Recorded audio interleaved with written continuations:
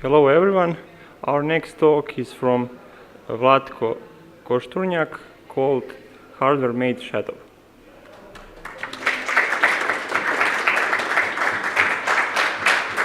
You can continue, you went pretty good. So, okay. I will be talking about, it's not so pretty new on the hardware level, which Intel implemented in their processors, protection against memory corruption. But implementation in Linux, it's just, let's say, new one. So it's quite interesting. I actually work in Verto, which is information security focused company, which does like a penetration testing, blue, SOTS, red teaming, whatever, you know, from the security point of view. And let's not talk about this one, but about agenda, what I will talk. In short, I will go through standard stuff, Linux, overflows, return-oriented programming, where this Intel control flow enforcement technology comes, indirect branch tracking, and shadow stack, which is actually the main topic, and you will have your takeaways. If you are system administrator, how you can actually see if it's working. If you are someone who is doing like a security research, how you can set up and then move from there if you can bypass it. And if you're a security specialist, to see if hardening is good enough, or maybe you can harden more systems, right? Hopefully it will be done in 45 minutes. If the demo works, maybe we'll go over demo. If not, we will just go for the slides. So Linux, right? I don't have to talk anything about it. The only thing why I put this slide is it's really everywhere, right? And if something new, some new security mechanism comes to Linux, it's worth exploring why, how it protects, and if it protects, and how, and how you can actually check yourself, right? You can really find it everywhere. From the mainframes to embedded IoTs, whatever, game consoles. I have something like this, right? Like a Steam Deck, or I don't know, even in the space, so on, so on. And what's most interesting is that even on Azure is actually #1 operating system, right? So not even on the Microsoft cloud, it's #1 operating system on this year, according to guys who are responsible for maintaining the cloud, Azure itself, right? So it's kind of interesting. So I guess if you've been to security conferences or you've been exploring security on technical level, I guess you know about buffer overflows, right? Anybody dares to come up? Somebody who done an introduction, maybe want to come again and explain? In short, what it is actually you have buffer and of certain size, and what happens if you write more, right? If you allow a user to write more, what will happen? Yeah, you can overwrite some structures, and that means you can actually then overwrite the stack and then maybe take control and so on and so on. So I guess this part you already know, right? So, and the other question, hey, come on, is this even relevant anymore? I mean, there's a lot of protections going on and so on and so on. So what do you think? Is it still relevant? Well, I guess, can you raise a hand who thinks that it's relevant? Okay, so, okay.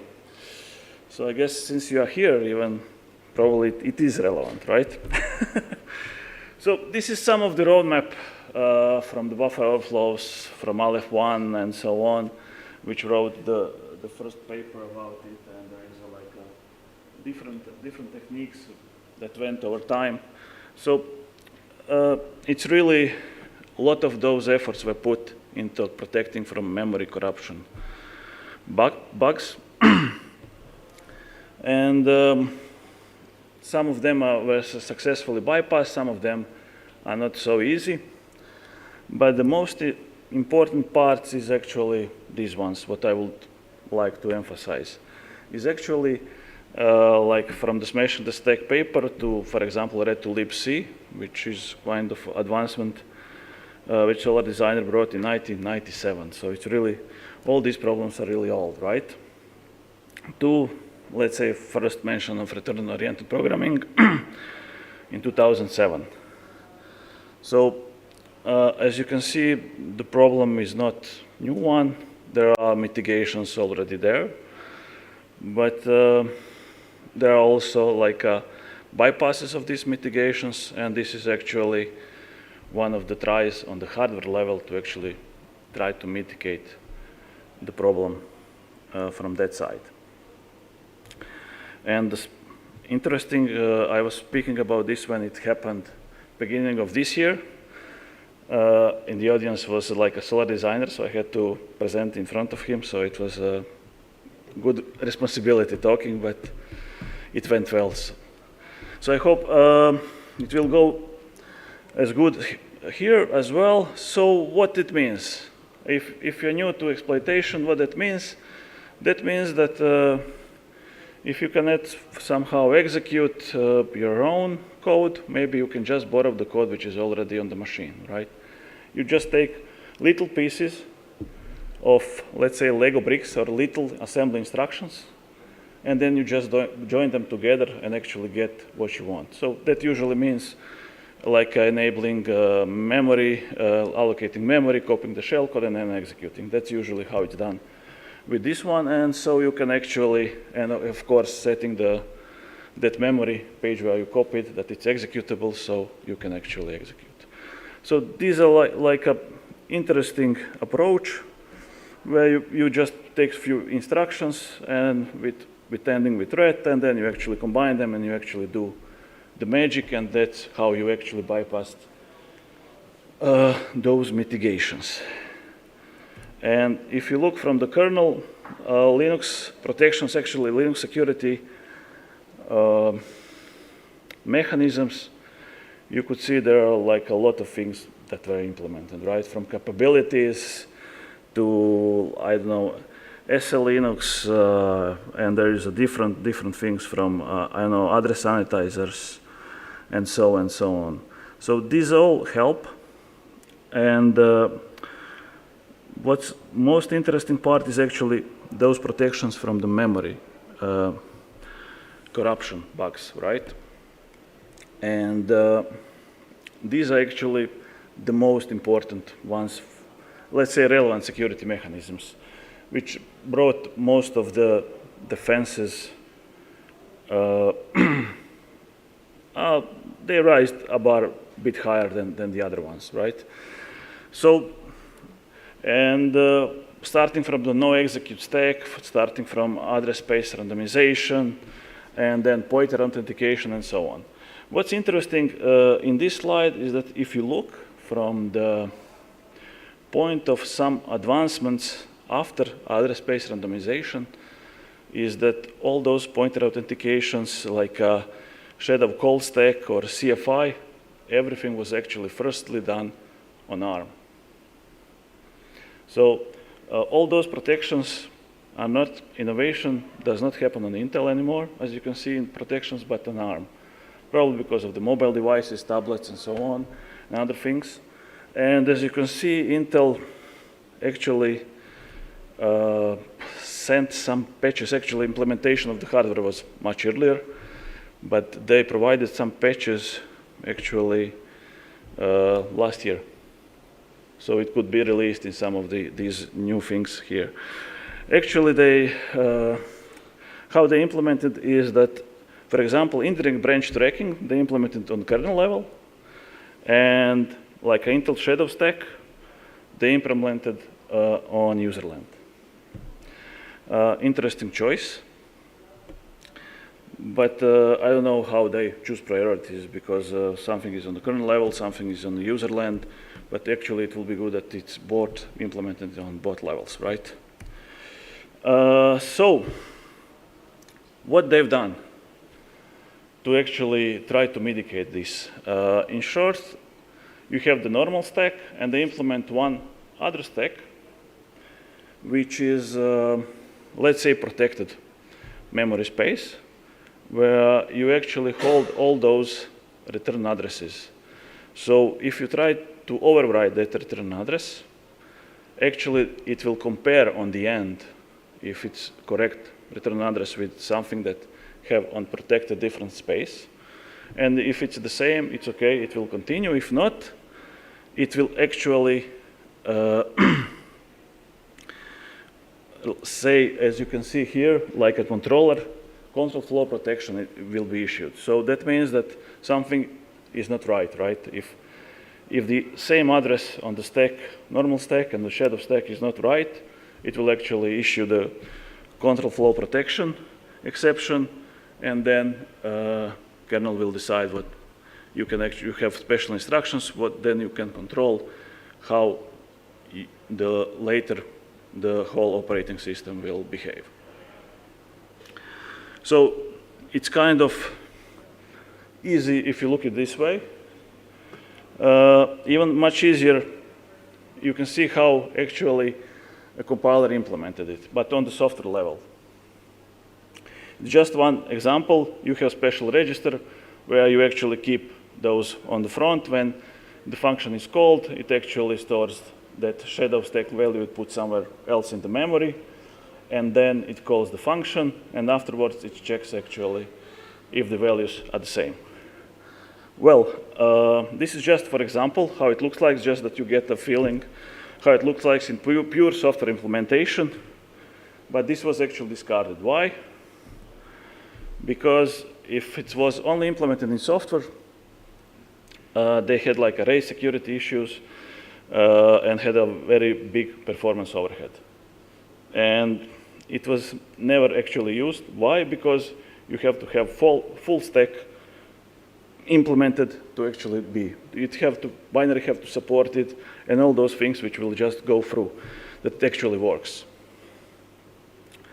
And it's actually just dropped, but I just gave here an example that you see how actually just, how it works basically together on the hardware level, but just a little differently.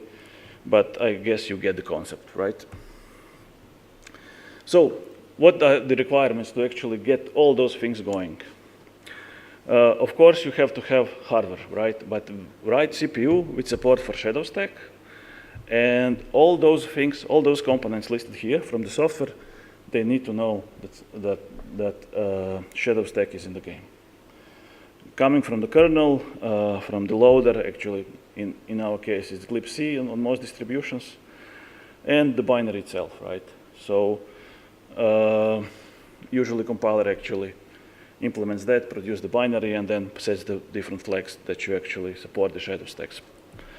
So looking from the hardware CPU, it's actually, you need to have something which is like Tiger Lake CPUs or newer.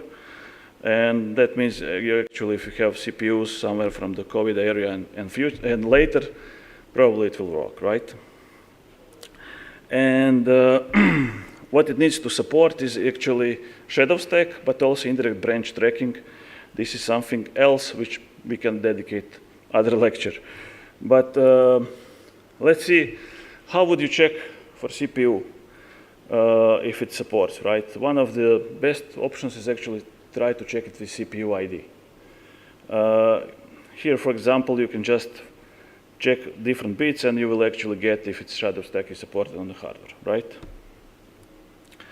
And if you look at the documentation, you have how actually you can check with CPU ID what instructions you need to call, and actually in what registers you'll get if it's supported or not, right? And now the bonus question. Why not process CPU? Any Linux system administrator?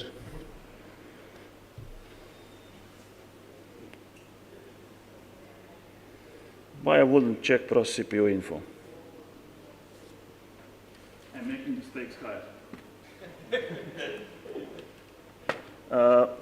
Okay. Maybe like your CPU supports it, but the kernel isn't compiled. That's a best answer. So yeah, let's make applause for this guy. So here you have actually, right? These are actually two same machines, right? On the left is with the kernel, which doesn't have support for shadow stack, and the right one, the green one, is when it have support. So that means on the same machine, you could actually check if you have it, and then you don't have this flag, and you thought it doesn't support it, right? And maybe you have to buy a new processor to actually test it. But actually, it supports, but you need to check CPU ID. That's the best way. Of course, there is also a way to actually just write this C program if you don't have some kind of a CPU, right? So, yeah, the guy is right. And now, let's look, if you have CPU, what else do you need? You need to have the kernel, right? That means you need to have 6.6 or higher, and you need to turn on this option, which says user shadow stack. And there's a different things what you need to actually produce those binaries, right? So once you have the hardware and software, right? Kernel, you are there, right? You have the shadow stack. Whoa. But let's see further. Yeah, we have it working, but we are not there yet, right? You need to have the loader supports it, right? Because the decision was to actually, because they don't know how it will act, they said, we will turn it off by default, and the loader will decide if it needs to turn on or not. And you have to have like libc, which is pretty new. That means from this year. So it's pretty new stuff. Currently, it supports 64-bit for sure. I don't know if the 32 bits supported yet on the glibc side, but on the kernel side, there were some patches flying in. And of course, you have to compile it with different flag. And of course, you have to configure it that it uses this. So it's not that easy. And if you've done upgrading the glibc on the distribution without support, you know how painful it is, right? So it's not easy task. And before it was released, I had to use different techniques to actually get the glibc and to actually test all these things. Now it's much easier, so I think it's much more interesting to talk about it because you can go back to your PC or something and then just write out. And you have actually this option where you can actually turn on that it works. It works over glibc tunables and where you can set different options. Of course, the best options is on. Permissive is really, if you don't have libraries which support shadow stack, it will just turn off everything, right? So it's not good as it should be.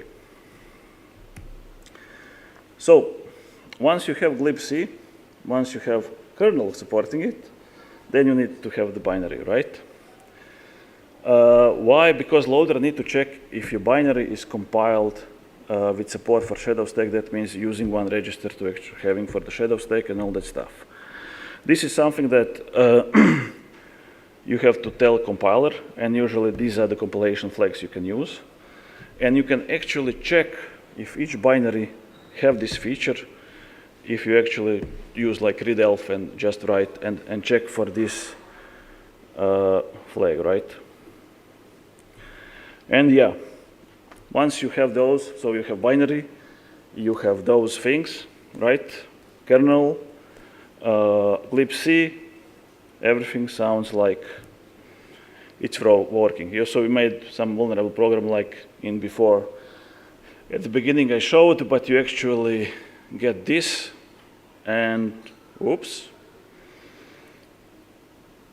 it looks like we are not yet there, right?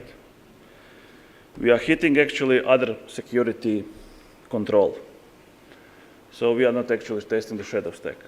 Anybody knows what this security control is? Yeah.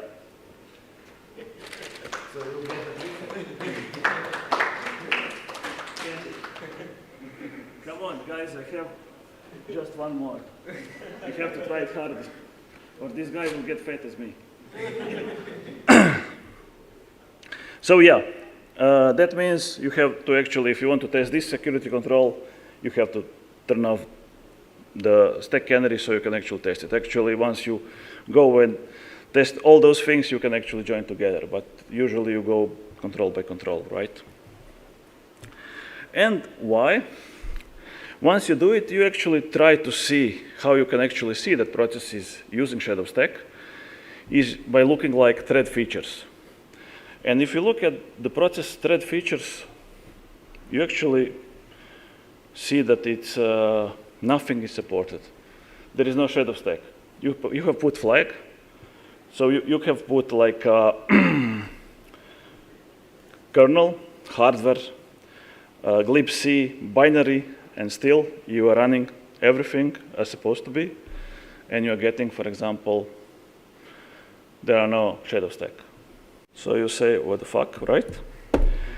And yeah, they decided, hey, we are just started, and not all set-enabled applications and libraries have been properly tested.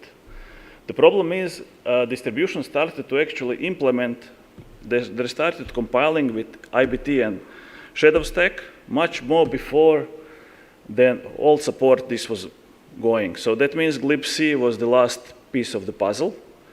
And the binaries you could actually find 2 or 3 years or 4 years ago compiled with this one. But they didn't test it. I don't know how they thought it will go out. So you have to actually set this glibc tunable to actually enable this feature. So that means if you turn this on and distribution starts turning this on, probably there will be broken applications. So if you're a system administrator and somebody turns on or do the hardening and you see that something is not working well, maybe this is the option you want to look at. Yeah, once you actually, for example, you can do it per process. You can just set an environment variable, run the vulnerable program, or any other program, right, which is not vulnerable.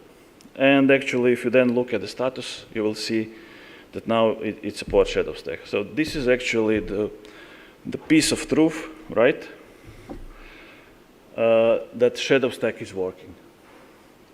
Well, before were just piece of the components you have to put through that it actually starts working.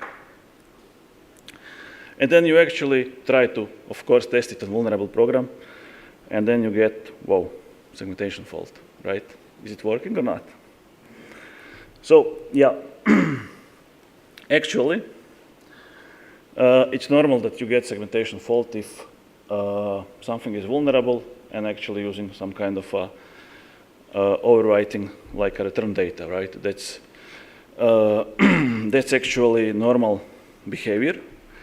What you can actually look if you are hitting this control of shadow stack is actually looking at kernel logging. And if you get something like a control protection, this actually means, yeah, you actually hit like a shadow stack control. So this is actually, finally we came to the point that we've put all the pieces together that shadow stack is working. As you can see, there is a lot of those requirements which need to be fulfilled. And now you ask me, right, how I can try this, right? And distribution support, because it's really early thing, just this year, beginning of this year, we have all pieces of the puzzle. The problem is all components are in place, but they are not enabled by default. So that means if you download the latest LTS release in Ubuntu, you will actually have all those things, like a glibc, kernel, and of course if you have hardware, but any process you have is actually compiled, but it's not turned on, even SSH. But if you look at all those shiny marketing materials where they say, oh, we implemented shadow stack support, yeah, implemented, but they are not enabled. So if you just overheard, oh, I am already protected, well, not. You have to actually turn it on, right? It's not by default. And for 32-bit support, there is some work and some patches flying in. I'm not sure for libc, but for kernel there are. And the problem is that all libraries and components need to actually be compiled with shadow stack support that it's working. So this is another problem, but I think most of these distributions who were paid attention to hardening flags, they actually started implementing all those, as I said, 3 or 4 years ago, compiling with all those flags. The problem is virtualization. You cannot actually execute and test these things on virtualization. I tried on QEMU and different virtualization hypervisors. The problem is that feature, I only managed to get it working on a physical hardware. So if you're playing on some kind of virtualization or somewhere in the cloud, yeah, currently I couldn't get it working. I see patches still flying in. Maybe it will work. So that means if you want to test your program via CI/CD, if it will work on your program which you made or some components which you need via CI/CD, yeah, you will actually need physical hardware and physical worker to actually test these things, if it works. So yeah, it's kind of testing is limited if you don't have physical hardware. Yeah, compatibility. That means for old programs, or legacy applications will not benefit from free, right? You will not get its security for free if you made all these components. If you didn't recompile your source, you need to recompile it and make it, test it and see if it works, and then turn on the flags and everything, right?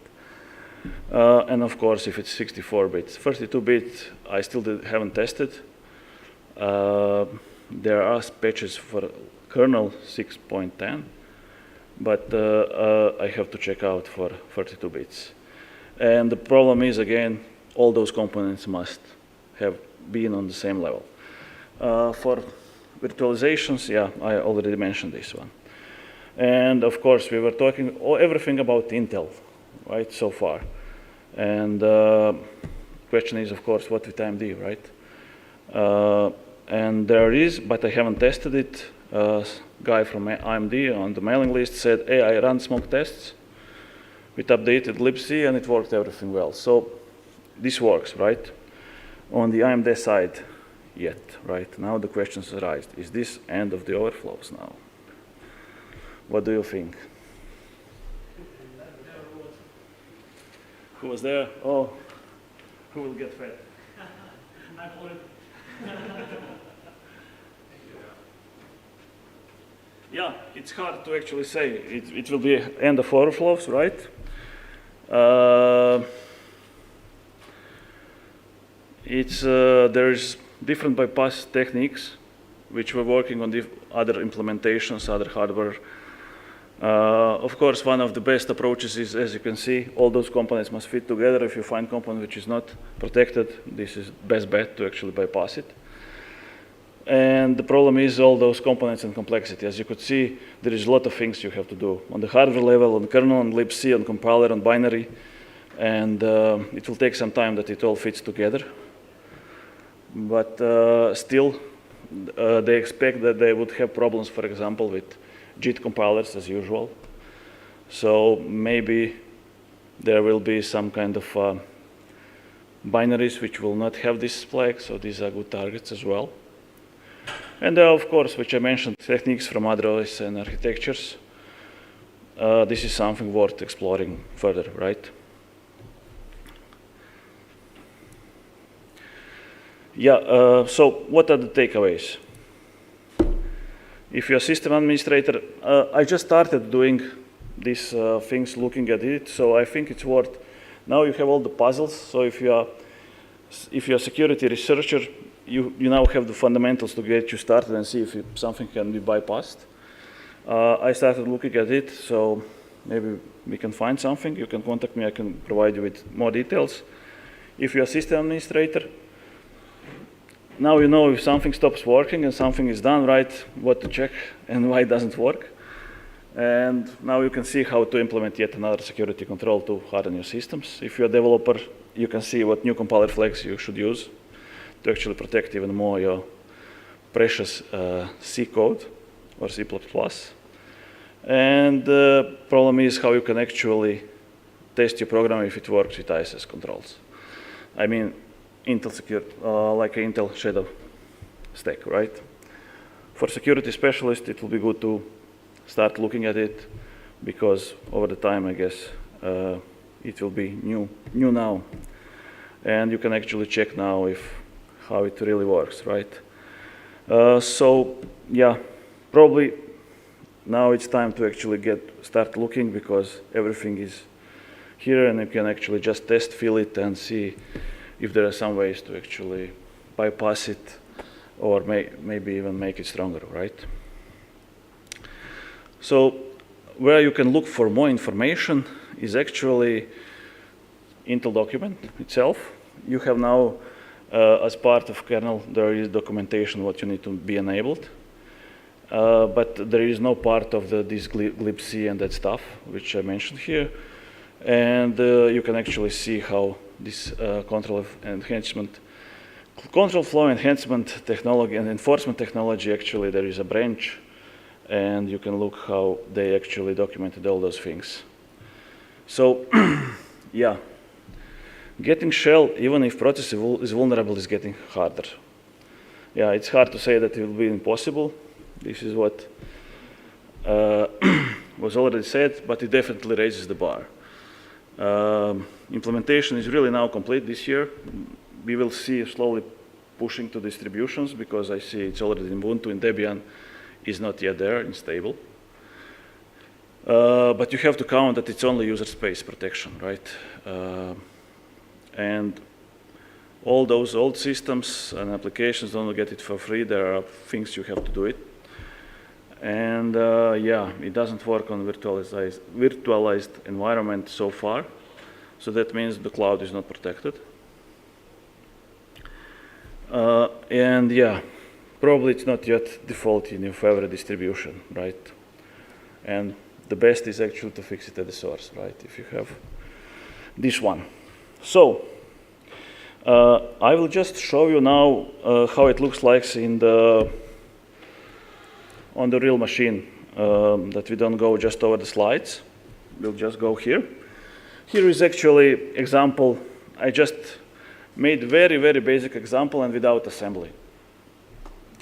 Just that you can actually see and get idea how it works, right? Let's say we have bunching of includes. I just kept it for brevity.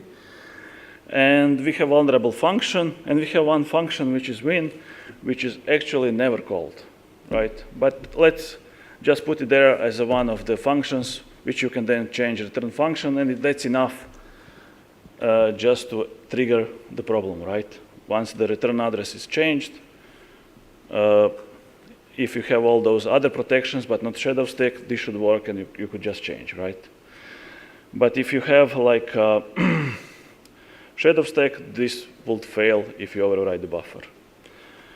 So usually ROP looks differently, but if I put a lot of those assemblies, it's hard to audience in such short time to actually get the idea. So I try to simplify as much as possible. And if you look at this way, so how it looks like, if you use POM tools for CTFs or something, probably you know for that how it looks like differently, right? How it actually behaves. You just load like a binary, find the symbol of this function, which is called win. You just send those buffer, which is whatever it is in the buffer, let's say 72. So you can actually add the address of the function, which is win function, and then you just send that payload.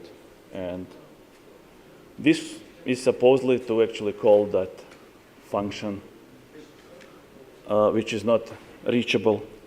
As you can see, it's not in the main, it's not called or invulnerable, but if you send this and overwrite the return address, you will actually get the control of EIP. or RIP, whatever is architecture you have, right? So, give me a moment. I will try to make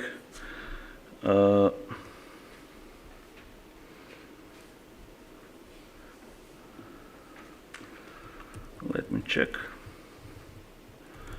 if everything is ready. So I will just copy here.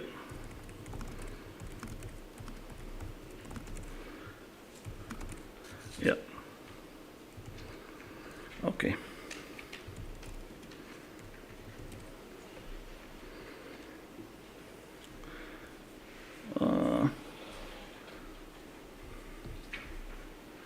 Let me see if I can move it.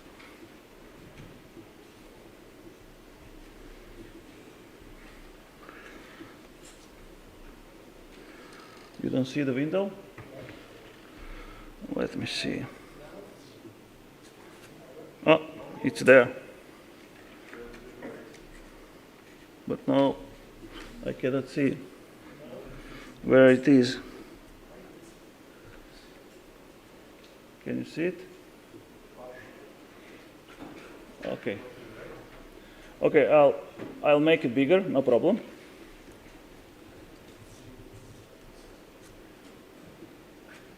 So let's see. This one is actually Debian. It's actually Ubuntu system, right? And if we look at the readelf,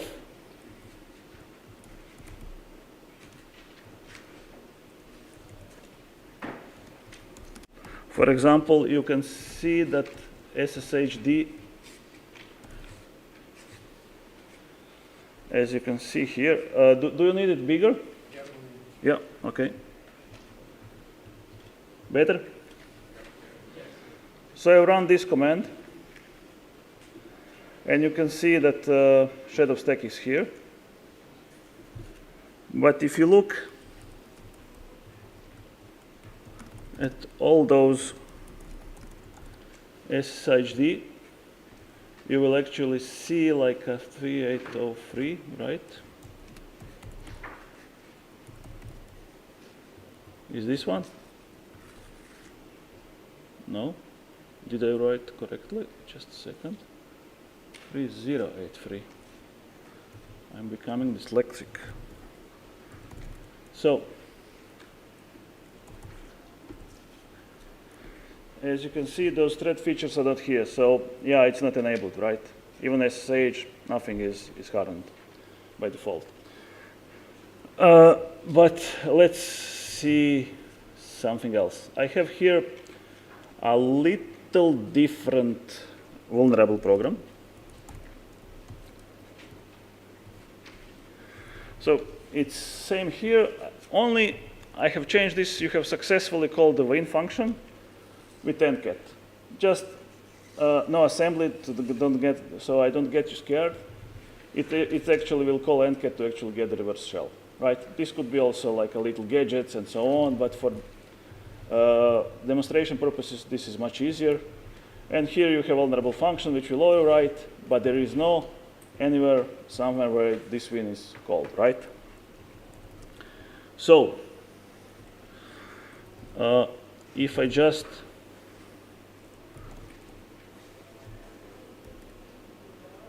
write this one and write some data, it works, right? But now if I take and make some kind of a listener here, let's say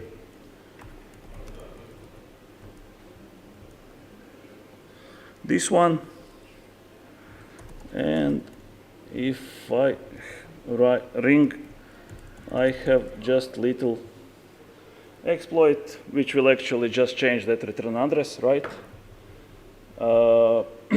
You will see that this will actually work. Readelf, if I write something like test and see, right, it have a shadow stack, but if I go with test and see, you will see that it's actually shadow stack is not enabled because I didn't put that environment variable, right? So that means if I run exploit,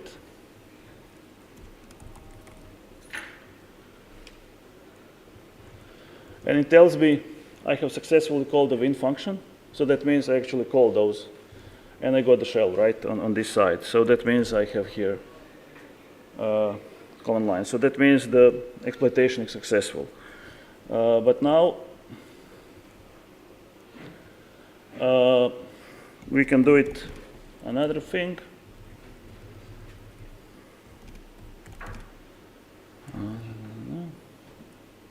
Okay.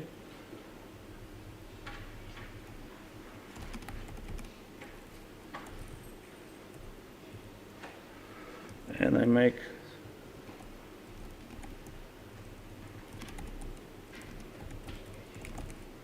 I have it now, it's XP, it's up to.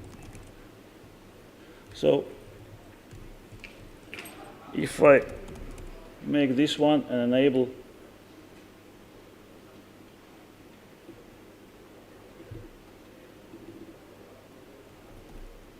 like a shadow stack, and try to do exploit once again,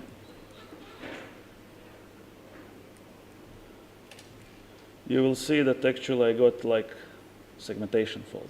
Yeah, so you can see that I didn't get the shell, so that means that the shadow stack is working.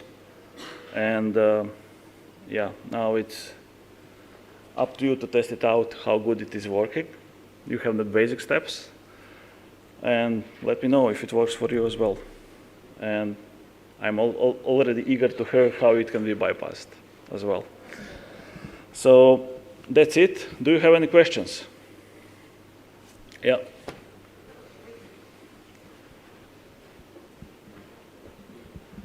Thank you for the presentation. And have you tried on Red Hat distributions? CentOS, Alma, something like that. Does it work there? But I still haven't tried it out. So the question was if I have to try it on Red Hat distributions. No, I didn't have a chance. The problem is if all those things are not in line, so that means if the kernel is not 6.6, if glibc is not 2 point something, nothing works, right? And changing glibc, and usually they are quite, let's say, conservative on the versions. So I think it will be maybe somewhere in the future, but I didn't play to change the glibc or something. So it's worth trying. But I think it will take really some time to actually get it everywhere, because as you can see, there's a lot of those little components which must be set in line, and these are the chances that they can be broken as well. Yeah, we have one more. Hello, thank you for a nice presentation. Is Windows supporting this feature? Yes, you wouldn't believe, for some parts they implemented, yeah. For some parts or for all? For some parts. So it's still not fully operational? No. They say they have like a control flow guard, they call it that way. Yeah. Any other? Hi, do you know why it isn't enabled for the kernel? Sorry? Why isn't the shadow stack working for kernel mode? I didn't explore it. The problem probably is because of those, let's say if you are already in the kernel, there's a lot of things you can do. So maybe there's no point. But for example, indirect branch tracking should be in the user space, right? This is something where I am actually looking. For shadow stack, I don't know if it can be fitted, because you're already there and you can maybe play with it, right? And maybe there you can actually have permissions to actually issue those instructions to change the shadow stack. So I'm not sure. For that part, I'm not sure, but for this, I would expect to have indirect branch tracking. This is something that I would like to see at the user space, because then you have those, before you make a call, it will make a check if you can call, if this function is really should be called, that instruction. So how Intel actually implemented is that you actually use like, it always have to land on like an end burr instruction, and it's like a no operation. And then you can always know that if you are trying to jump to instruction which is in the middle of the function, that you cannot jump there. So this is something where I would also help, that's called like a forward part of the check. So I think those two together would really prevent much more and raise the bar higher, but currently it's on the shadow stack. Okay, thank you. Yeah. Thanks.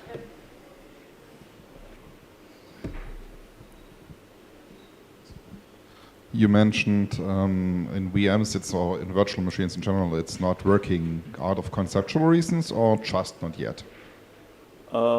You mean for Red Hat? No, VMs in general. So virtualization. I guess it will take time. I know that there are a lot of other things which should be also set in place. Intel is also working on that one. I guess it will take time because there is hardware support, kernel support, hypervisor support, all that things, so you can actually emulate it. Okay, so work down the line, but in theory it should be possible.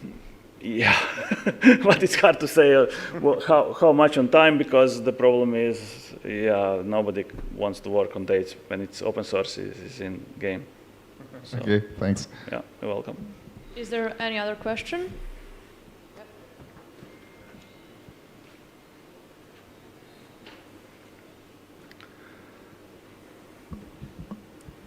Any idea about performance overhead? Is there any? In this case? Yeah, there were some measurements, and they are talking about few percents, nothing more. So it's not as It's not nothing. 13%, yeah, but mostly since it's hardware, it doesn't have too much. So you have like a one NOP instruction for indirect branch tracking, and for this one, you have in each function just setting for example, the shadow stack when you call some function, and then you just have to compare it at the end of each function. So it depends how much you have those, let's say, calling other functions. So no benchmarks yet. Yeah, they've done some benchmarks, and they had like a few percents. I haven't performed any myself, but it's not like on software which is more than 10%, as you could see. So it's worth, in short, if it's possible. Any other? No? Thank you. Yeah, thank you.